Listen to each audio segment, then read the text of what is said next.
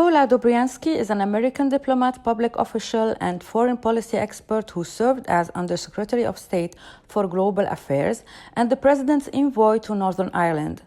A specialist in Central East European affairs and the former Soviet Union, transatlantic relations, and political military affairs, Dobriansky held key senior roles in the administrations of 5 U.S. presidents. Since ending her undersecretary position in 2009, she has been a senior fellow at Harvard University JFK Belfer Center for Science and International Affairs and was named in 2018 the vice chair of the Scowcroft Center for Strategy and Security, the Atlantic Council. On April 25, 2018, it was reported by U.S. media that President Donald Trump intended to nominate her for the position of Undersecretary of State for Political Affairs. Ambassador Paula Dobriansky, former Undersecretary of State for Global Affairs, you are most welcome on our show. My first question is, what is your view on the Biden Afghanistan policy withdrawing? I was very concerned and am very concerned about the withdrawal from Afghanistan. I favored leaving a limited number of American troops there.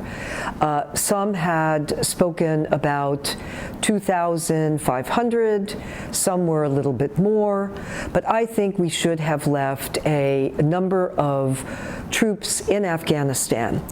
I know it has been 20 years, but the fact is, by having departed and also having shut down our embassy, withdrawing and closing our bases, Bagram Air Base, as well as even withdrawing our other assets from Afghanistan, we are leaving a gap, and a very important gap. The question has to be, why is it that we got into Afghanistan 20 years ago in the first place? Why did we bring troops in and join and be part of the coalition of the willing there?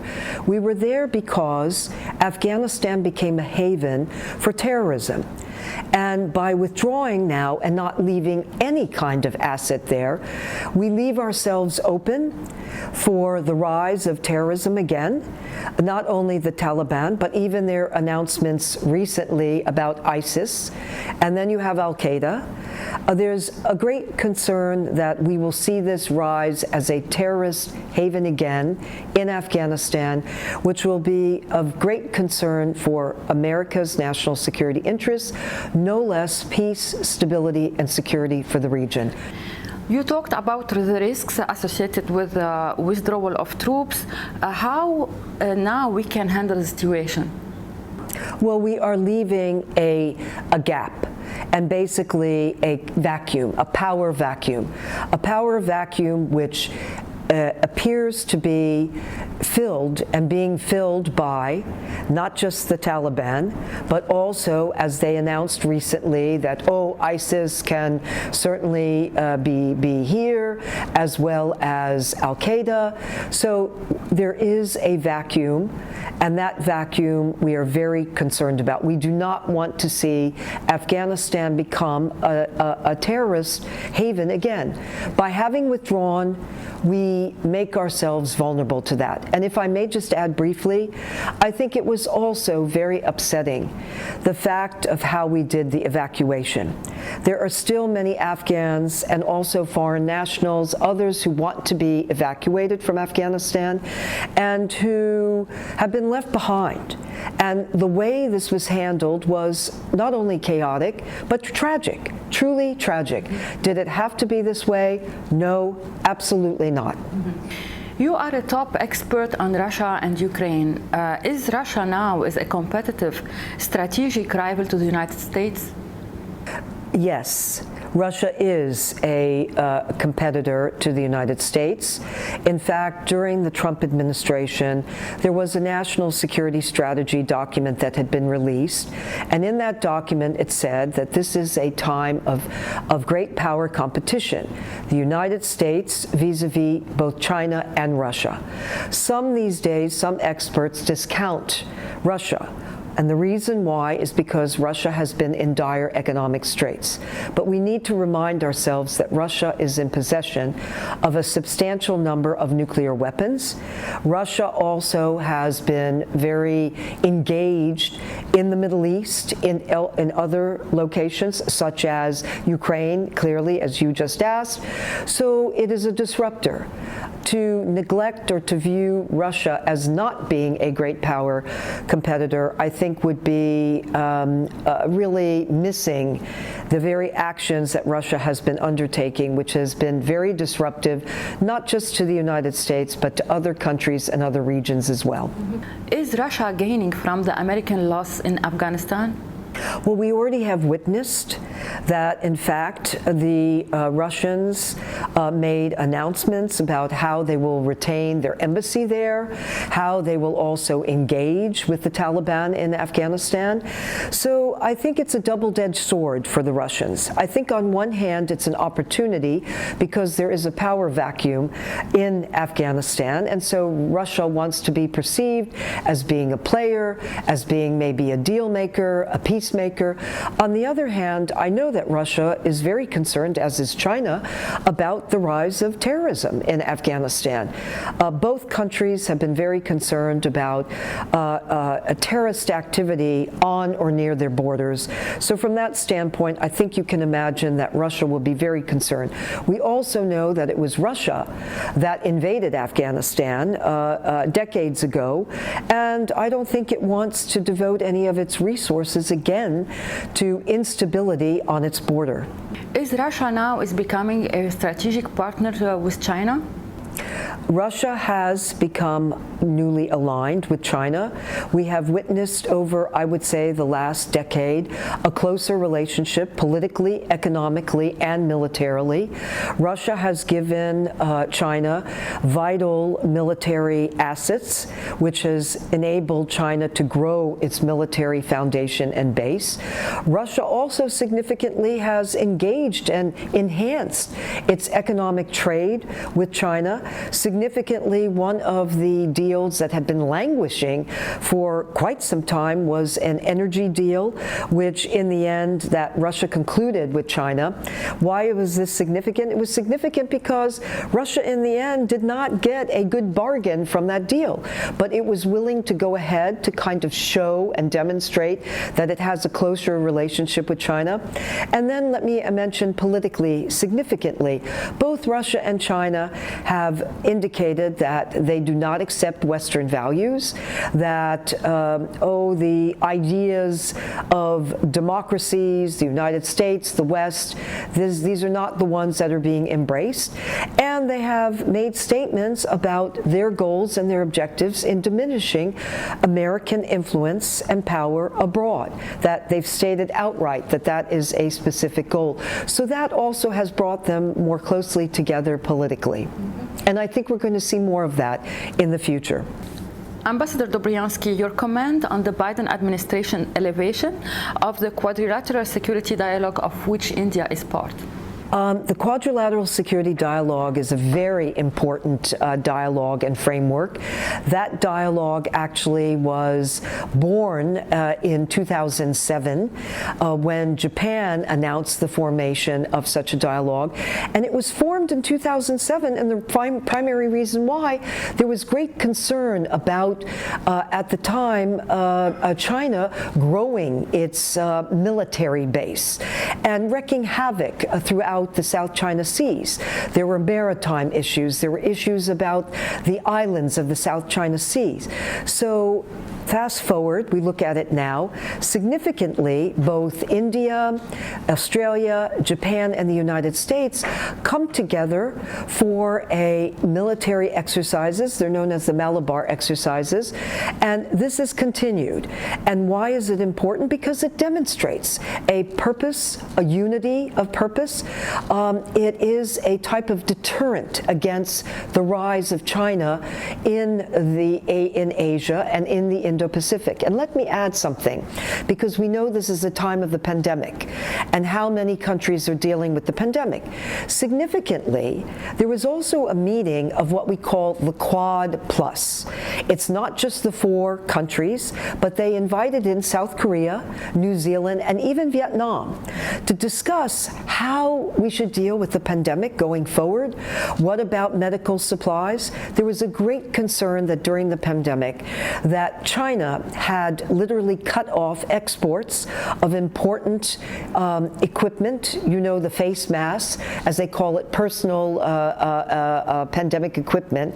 And so from that standpoint, we're seeing this quadrilateral security dialogue not only being a deterrent for military actions by China, but also it is an entity that's bringing in other countries to deal with even the health issues of the region. Are we in Trump what called a great power competition, and if so, how long will it go on? In the National Security Strategy document that was released in December of 2017 of the Trump administration, that document said that we are in a time of great power competition, the United States against China and Russia. And I think that document is crucial because it provides a type of organizing principle on foreign policy. And two of the things that unite both China and Russia against the United States, one is both countries are committed, and the leaders have in fact said this very directly, they're very committed to diminishing U.S. power and influence worldwide. And then secondly, fragmenting our alliances, the Western alliances, partnerships that we have with other countries in Asia and other locations. So from that standpoint, I would say that we're going to see this issue as being an important issue going forward. I think that the administration had great foresight in providing that particular framework. You were the top diplomat in foreign policy. In your opinion, what should be implemented to avoid a clash of civilizations? You know, my former professor was Samuel Huntington, who wrote that very famous article about the clash of civilizations. And he argued that conflict would arise because of conflict, not between countries or governments, but between cultures, and also because of religious circumstances. My view is this, as someone who does care deeply about public diplomacy and believes that public diplomacy is a tool and instrument in the United States foreign policy statecraft, there are things that we could be doing. And what do I mean? In this case, educational exchanges. I think it's very important, and I think our U.S. Congress has invested in the State Department in these exchanges where we will have students from abroad come to the United States, maybe on the Fulbright scholarship, or some of American students will study abroad. Why is that important? Because when you have those types of educational exchanges, you better understand cultures, and also you better understand the foundation of religion in other countries and how important religion can play in the direction of countries. But it's not only that. Another factor that's important, and I'm a graduate of Georgetown University School of Foreign Service, it's important and crucial to also have an understanding of other languages and to be able to speak multiple languages. Because if you don't speak the languages, you also don't understand really what other cultures and what they're like. And then history. History is so important, and it's something that I think far too often we forget in the United States, how history is the foundation of other societies. You can't just take, for example, a model from the United States and transplant it into another country. It just won't work.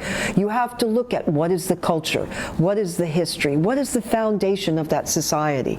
So I think that public diplomacy can play an important role. That doesn't mean that all challenges or some sparring and tensions will be eradicated, but I think that in terms of good diplomacy, I think that you'd have a much better start. And let me mention one area for you that I think you would care about, relevant to public diplomacy. I think one of the policies of the Trump administration that was important, and some were really thinking, how did this happen? Because historically, the Abraham Accords. When you look at very specifically what happened with the Abraham Accords, the fact that Israel has a relationship with a number of the Gulf countries. I mean, really, the United Arab Emirates, as we know, with Bahrain, and then also Morocco, exactly. I mean, and then there's speculation, will it go further? So to me, that really undergirds and shows that when people want peace and stability, stability, they will overcome some of these tensions. That doesn't mean that everything is perfect and harmonious, but they will work together and their governments will work together. So as you ask me that, I will pick out the Abraham Accords as something that I think was extremely historic, groundbreaking, and very important to build upon. Madam Secretary, you knew top foreign policy intellectuals such as Zbigniew Brzezinski. How they impacted your thinking? Well, Dr. Zbigniew Brzezinski was someone who I admired greatly. He was someone who I had the great privilege of working with, in fact, not only in government at the National Security Council, but also having an opportunity to actually hear him lecture in so many different settings and to be also very much part of his various projects that he created. He was someone who not just looked at individual problems, but he always looked at issues strategically. One example that I will give you that I felt he was just ahead of his time was how we deal with Ukraine. He felt it was so crucial that the United States engage Ukraine and look at Ukraine, its resources, politically. The independence of Ukraine was very, very crucial for Poland, of which Zbigniew Brzezinski, of course, was Polish. So I was very proud to be very much part of his efforts. What I liked about him was that he had a geostrategic vision and a vision that he not only looked at theoretically, but he actually looked at practical ways forward of how you get there. Dr. Paula Dobriansky, thank you for your time. Thank you for being with us. Thank you. I'm so delighted to be here today, and thank you for your very informative questions, and I'm delighted to be here. Thank you.